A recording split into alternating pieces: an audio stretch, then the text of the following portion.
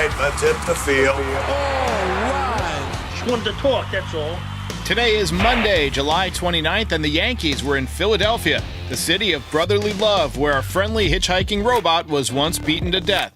We've got trade talks heating up, Giancarlo Stanton is back, and there was some jazz in Philly. My recap, your reactions coming up next. This is NYY Recaps. Welcome to Yankee Stadium, New York City.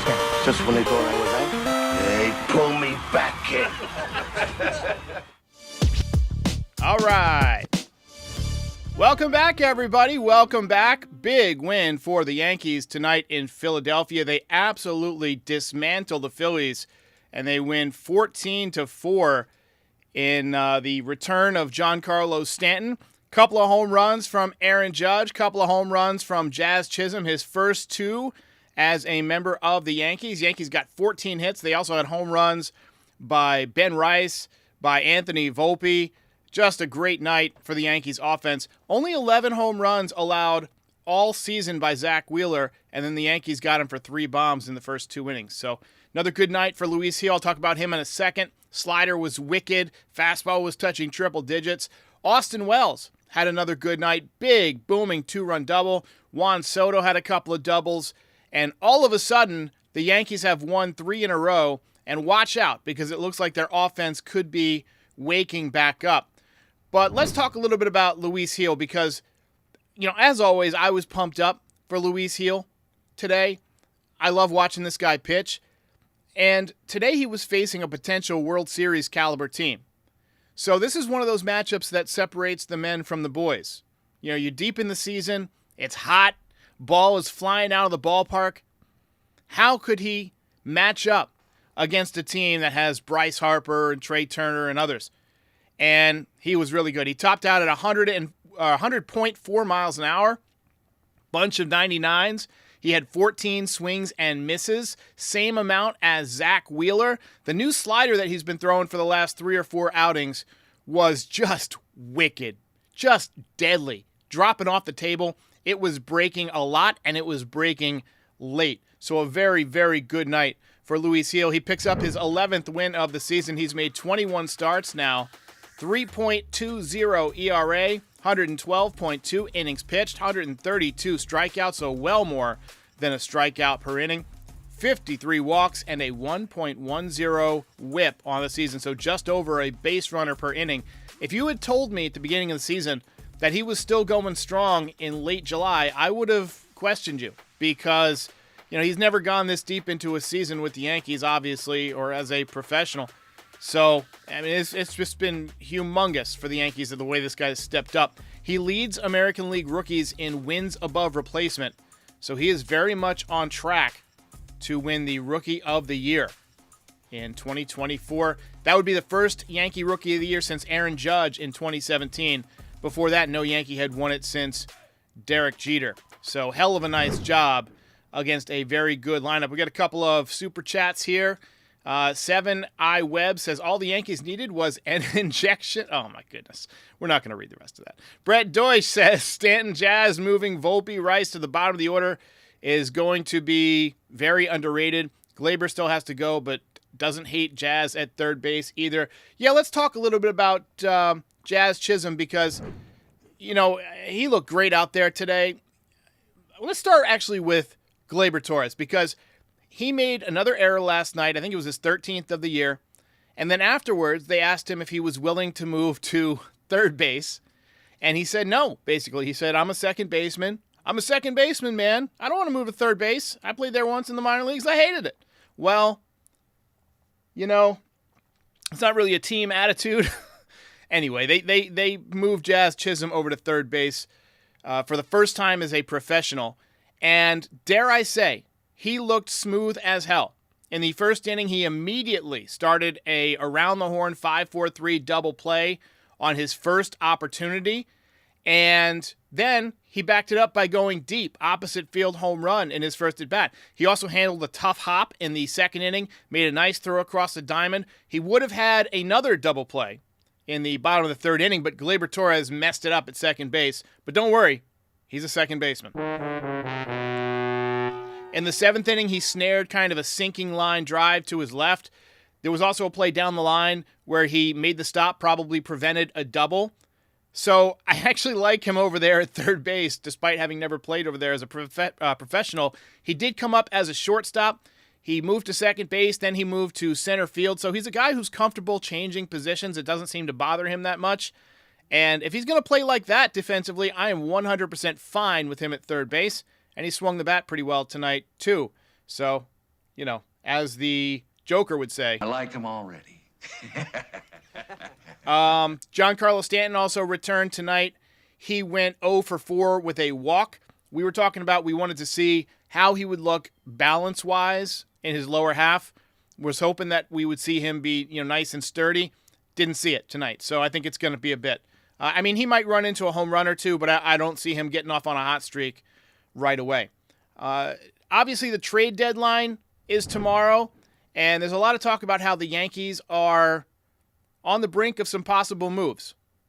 Jack Flaherty was scheduled to pitch for the Tigers. He was scratched from his start, and then there was a report from Bob Nightingale that the Yankees were deep in negotiations for him. And Jack Flaherty just has tremendous stuff. We'll take a quick look at his Baseball Savant page and his regular statistics. 7-5 with a 2.95 ERA on the season. The report also said that if the Yankees acquired Jack Flaherty, they would immediately trade Nestor Cortes in a separate deal.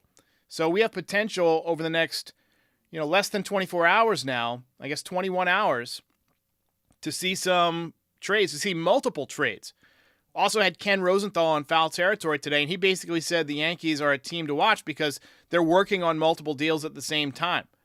We'll talk about Nestor, but let's take a peek at Flaherty's metrics here. He's 6'4", 225 pounds, so he's a big dude, sub-3 ERA, 133 strikeouts and 106 and 2/3 innings pitched. He's only 28 years old. You see the expected ERA is elite, the expected batting average is elite, whiff percentage is elite, strikeout percentage, walk percentage, all elite. Hard hit percentage is above average. He's really come into his own this year. Last year, he was 8-9 with a 4.99 ERA, but he's somebody who's found it. Like, he's harnessed his ability that he's always had, that people have always seen in him, and he's become an excellent pitcher. He would instantaneously, I think, give the Yankees the best 1-2-3 in baseball if you pair him with Garrett Cole and Luis Gil. That's assuming Garrett Cole eventually becomes Garrett Cole again. We did a little bit of a StatCast report this morning where we talked about how his stuff, his fastball effectiveness especially, has taken a little bit of a dip. He's throwing the slider more. But hopefully, I think Garrett Cole will round back into form, or at least near form.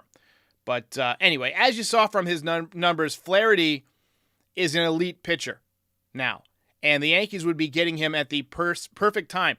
He has 5 pitches. He throws a fastball, a slider, a curveball, a changeup, and a sinker. Slider is his best pitch. And I think it's fair to say that he will not come cheap. The Orioles are in on him. They're competing with the Yankees for Tanner Scott as well, Marlins left-handed relief pitcher. And according to Jim Bowden, the Orioles actually have the edge in the Tanner Scott negotiations. But I think you can get Flaherty without giving up Dominguez, but I think either one of Dominguez or Jones would have to go. I'd rather keep Dominguez because, he could be back next week. And Spencer Jones is still a little bit of a ways away, but I think Spencer Jones would actually profile better in Detroit. His speed is elite. He's got like Corbin Carroll level speed. And in center field in Detroit, you got to cover a lot of ground. So I would imagine Spencer Jones will be the one going back in any deal for Jack Flaherty. But then the question becomes, what can you get for Nestor Cortes? Probably not a ton. You might be able to get a bullpen arm, somebody that Matt Blake can transform into a stud. The one thing that the Yankees have going for them right now, though, and Rosenthal made this point today, is that there's about 10 teams right now looking for starting pitching. And the Yankees have a starting pitcher who they can deal in Nestor Cortes. There's less than 10 starting pitchers available, impact starting pitchers, and Nestor could be one of them, which means the Yankees have some leverage. So they might be able to get, a couple of, overlooked arms, Michael Tonkin types, maybe better, maybe younger, that can make an impact once you pair them with Matt Blake. So I'm looking forward to seeing what the Yankees do over the next 20 hours or so. Tomorrow, I'm going to do a live stream from 5:30 until after the deadline. We'll see what happens, so it'll be probably a 45-minute stream. And then also, I wanted to mention on Wednesday, the Yankees play at 12:30 against the Phillies.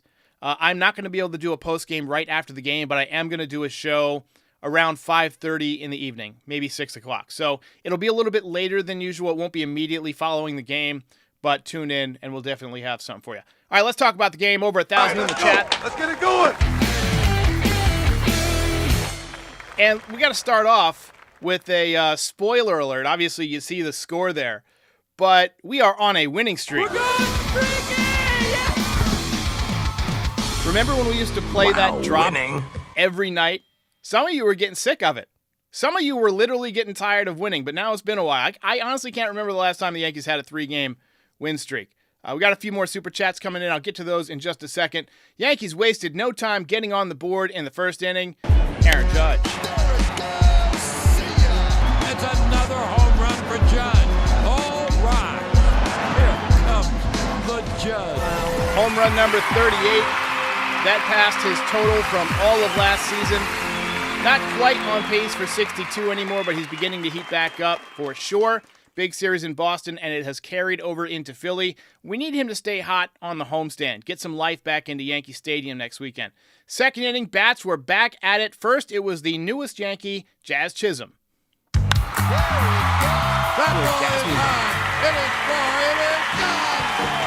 Boppo into the first row.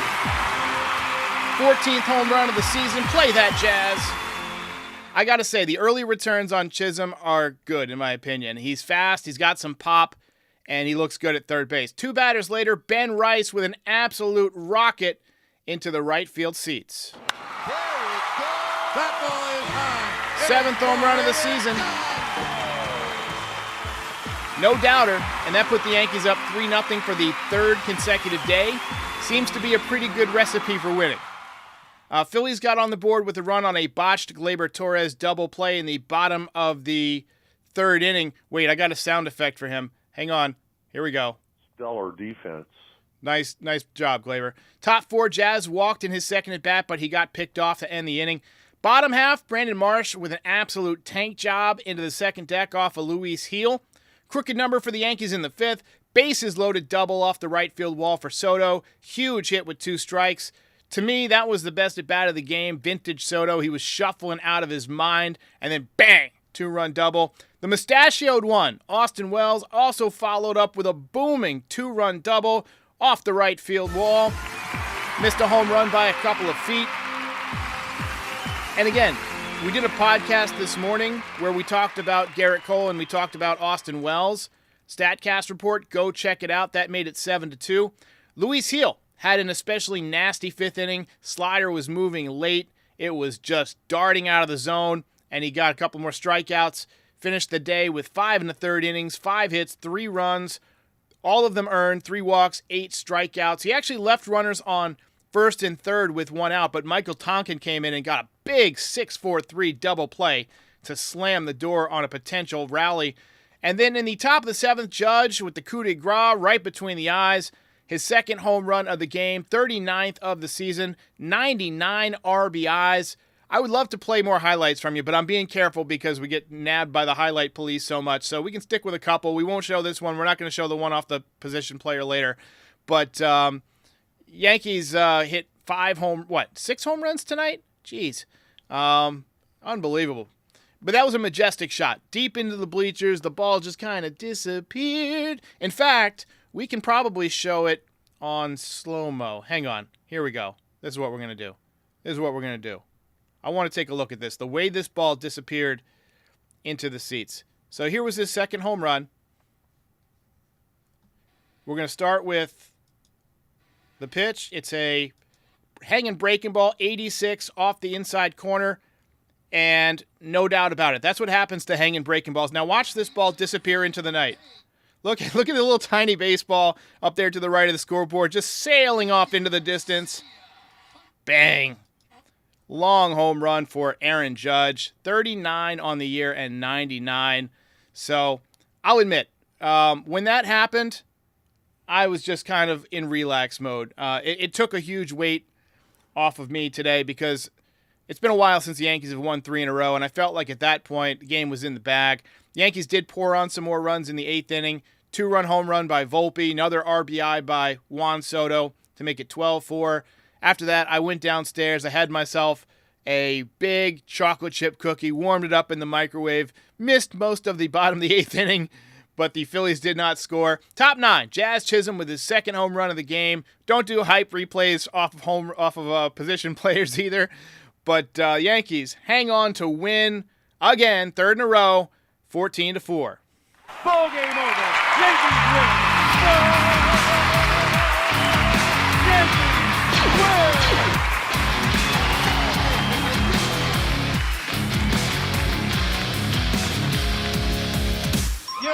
Andrew S. says Wells is developing nicely. That's for damn sure. Wells is looking great. The swing is so compact. He's got great bat speed. It seems like the barrel stays in the zone forever when he swings the bat. And those down and in pitches in particular, he's really becoming dangerous if you make a mistake down and into him. And that's going to be extremely valuable at Yankee Stadium. Hey, we got 1,200 in the chat. Reminder to like and subscribe. We're on a mission to get to 50,000 subscribers. We're here after every game all season long, so keep tuning in. Make sure you don't miss any recaps by subscribing and like. It helps other people find the channel and all that stuff. So, good night for the Yanks. Let's go ahead and give out the belt. It was a tough decision tonight. You know, Jazz Chisholm with 2 home runs got a lot of consideration, but the second one was off a position player, so I got to go with Aaron Judge.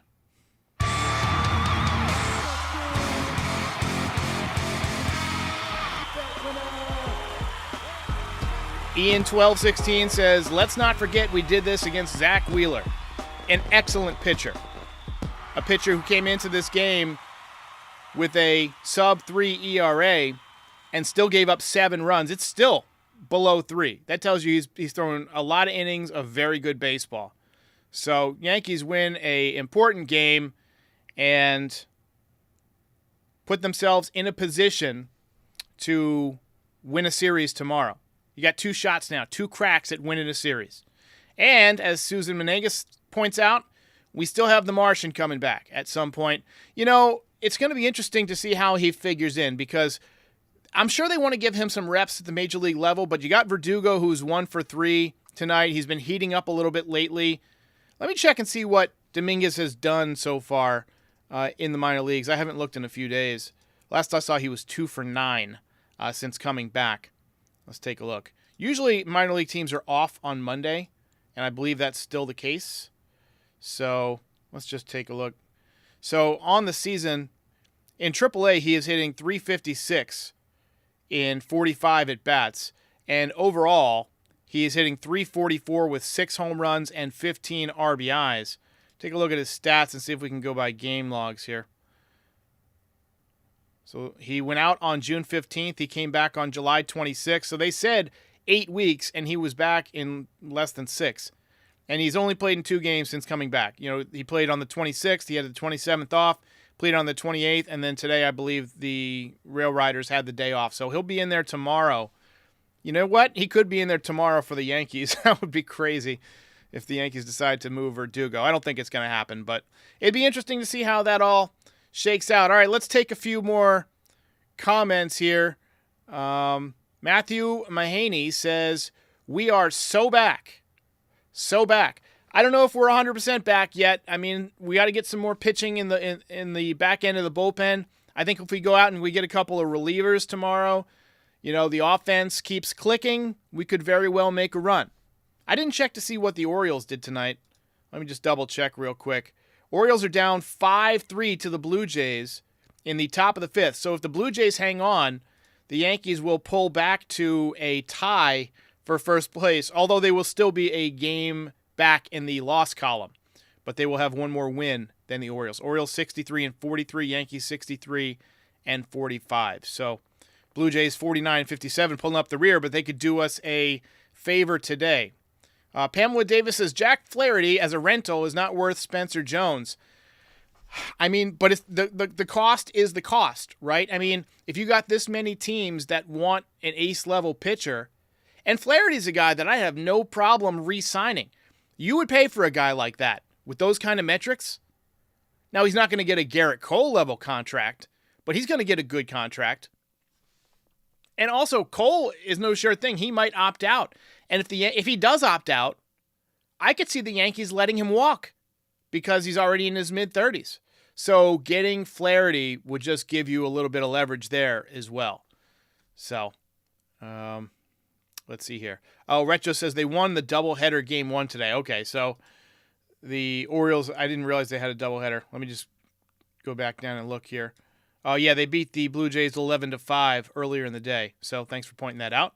So the Yankees are only a half game back, according to some folks. It's not showing up on the baseball theater standings. It's showing the Yankees is still a game back, but they're probably not factoring in something, and I'm not sure what yet. So anyway, big night for the Yankees. Let's get to your final thoughts here. What do you say?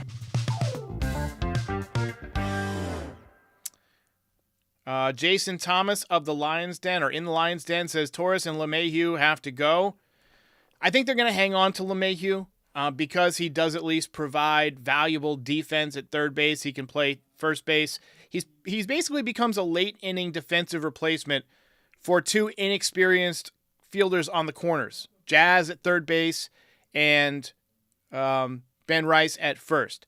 Gleyber Torres, I'm 100% fine with the Yankees trading him over the next couple of days. We'll see.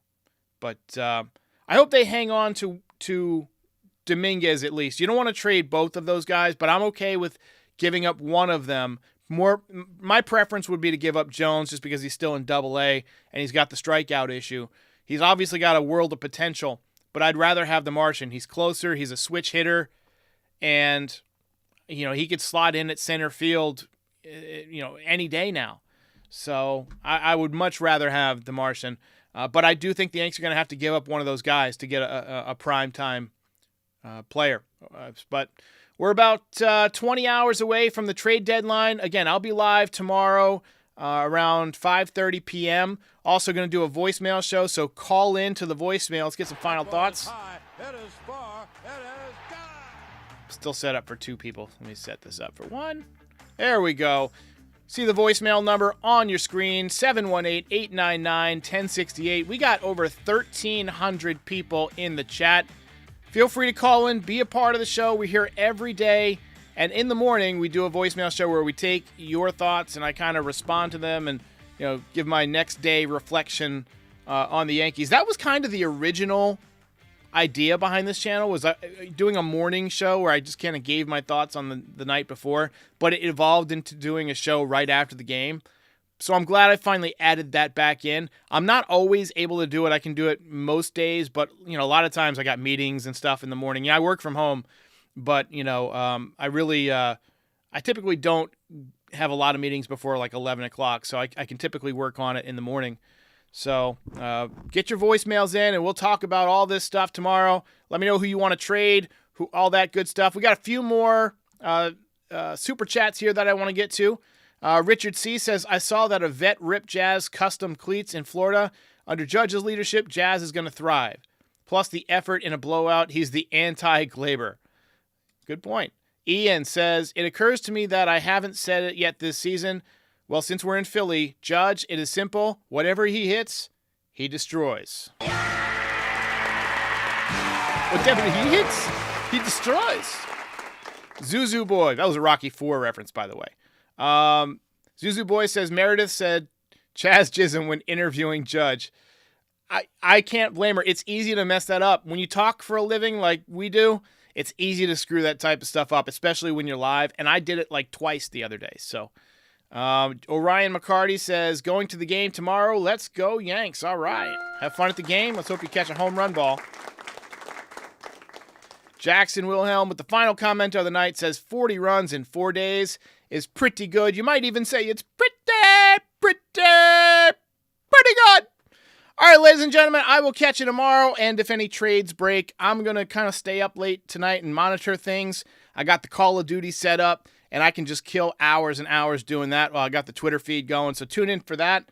We're going to do another breakout clip on some stuff tonight. So lots of content coming your way. I'll see you next time. Ball game